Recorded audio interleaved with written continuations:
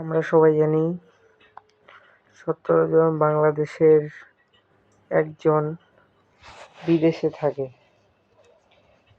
১ কোটিরও বেশি লোক এবং মোটামুটিভাবে বলা যায় এই ১৭ জন একজন যে বিদেশে থাকে সে বিদেশি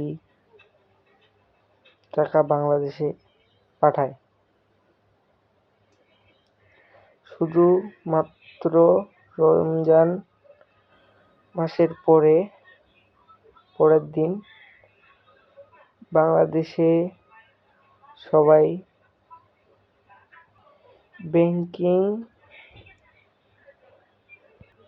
মাধ্যমে দেশে আসতেছে ৯০০ কোটি টাকারও বেশি। তো ভিডিওটা ছাড়লাম অল্প একটু, কালকে লং ভিডিও দিব, ভিডিওটা দেখেন। ধন্যবাদ।